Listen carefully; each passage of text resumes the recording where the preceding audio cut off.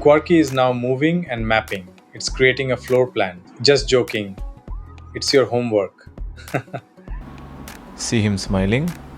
Not that great, but yeah, the lights. So it's a green color light. Now let me bring it back by x30, and it's going back, and the dot also came back. So see, that's what I wanted to demonstrate, that it will track the Quarky. Wherever Quarky goes, this tracker also will go.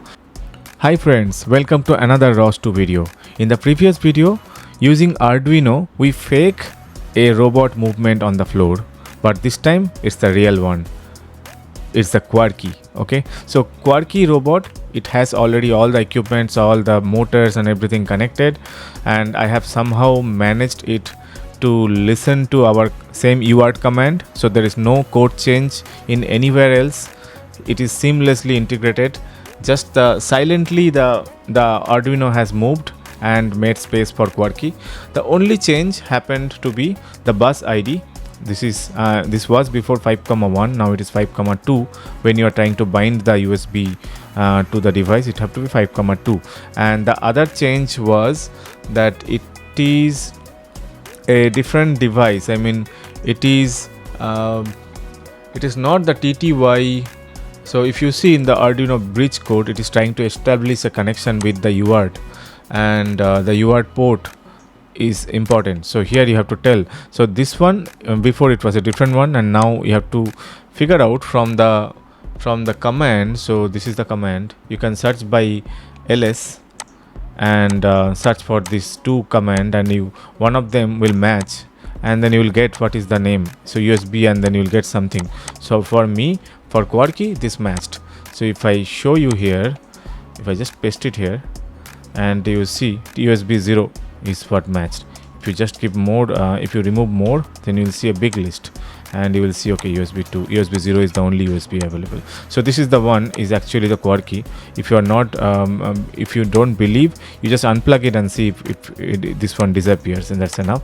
And then paste it here. That's the second change. So with these two changes, and everything else the same, the listener, the bridge, everything is the same.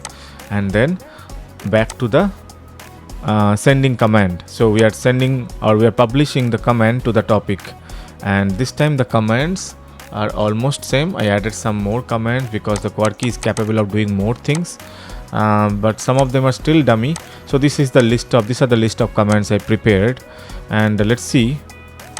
Add robot x to 30. So whatever is the x robot position, let's get the robot x value first. So whatever you see, it should appear here. So I will just type here get x, and it is querying for it, and you see get x came here, and it has been queried. But what was the value? Where is the value?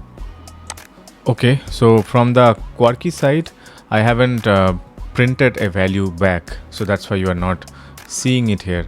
So I have to fix that. But anyway, you can see Quarky moving. At least that part I can show you here.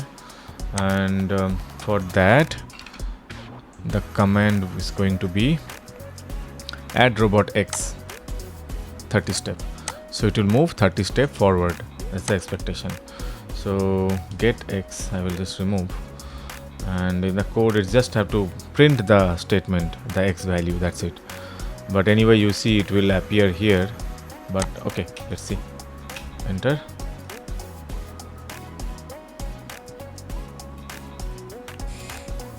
So it moved. Took some time, so we have to figure out why this delay. Sometimes this delay is not acceptable. So we need to see. Let me do it immediately one more time. And no, so it's taking the same time. So the time is a critical thing. We have to take care later. But for now, I will be bothered about robot y. So y means you have to change the direction. You have to face towards the y-axis, and then you have to move to the y direction, right? So that's the expectation. And let's see.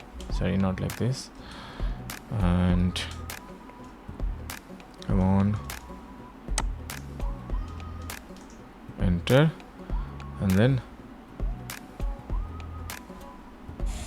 oh, it's too fast. Let me keep it here and do one more time and enter. So it will take a turn and then move forward. So hope you have seen. One more time I'll do it. Turn, go straight. So this it's not calibrated yet, so you might see it's not turning that much, and yeah, so we have to calibrate, otherwise things should be good. And what else you see the problem? Yeah, we need to fix few things like get X. So because it's not sending the right value, he's not receiving it and he's stuck here. So that's the problem, right? Okay, we need to fix that also. And what about the code? How the code was written, and then how I managed the Quarky to move the motors and all. Am I using the default firmware that is coming from the STEMpedia, or did something different? So yeah, there are something different I tried this time, and I'm going to share that also in my upcoming videos. So please subscribe to my channel and give me some motivation to make some videos like that if you like really. Okay, so I have fixed the code. Now you can see the data is coming, the X and Y values are being printed, and with that happening, let me show you some more surprises along with the basic thing being worked. So this is the add robot x30, and I will add one more time just to show that it's not a magic. Add robot x30, and it became 60. I hope it was not 60. Yeah, it became 60 from 30. And then you might be already seeing it's smiling, but let me clean it first. So yeah, there are LED, so definitely I should play with the LED also. So let me clean the LED first, and then it's clean. Now I will say LED smile. So if I send the LED smile, let me take it close to the camera and enter. Yeah, I guess you can see him smiling. Not that great, but yeah, the lights, so it's a green color light, so because of the lighting condition you might not be able to see it properly. Now let me bring it back by x30, and it's going back, and the dot also came back. So see, that's what I wanted to demonstrate, that it will track the Quarky. Wherever Quarky goes, this tracker also will go.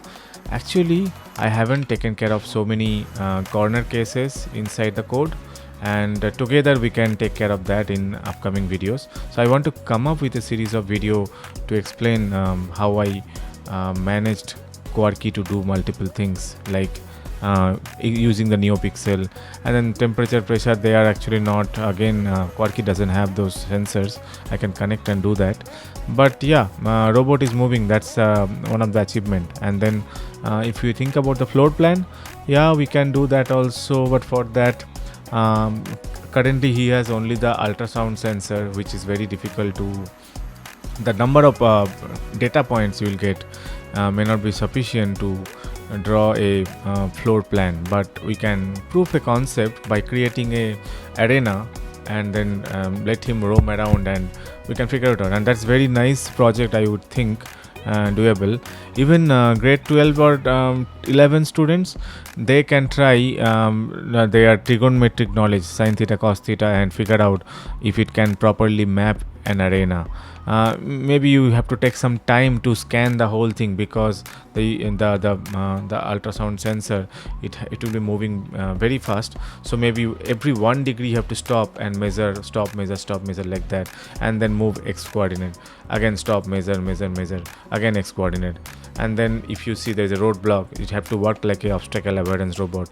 So you have to take some feedback and then turn one side, like the one move x we did. So it will turn and then start moving, and you have to calculate in your math that it has turned 90 degree, and it's facing towards a different direction of your home, to do the floor mapping on that side.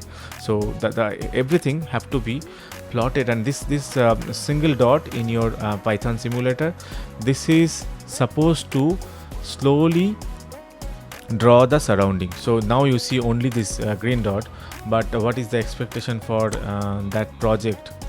It will be, if I open a paint and just mock it, there will be definitely code change needed, and then it will move to another location, suppose here, and then it will the ultrasound sensor will look this side and see there is a block, and then it will see this side, they will see it's a arena, one part of the arena, and slowly it will draw. So it cannot see this because this is obstacle, right? It's obstructed. So you have to find out some way to go around it, and then be here, and then move all the direction to find out this part of the place, and stitching all together and finally completing the map around it. So all this thing will come up slowly, this will be appearing in your screen, and that's what the floor mapping, right? Floor planning, floor mapping. So that will be really a good challenge, not about robotics too much maybe, but it's about math. So if anybody is very much interested on taking that challenge, please don't hesitate to WhatsApp me. I haven't done that. I will be interested to guide you. So let's see how it goes. Thank you.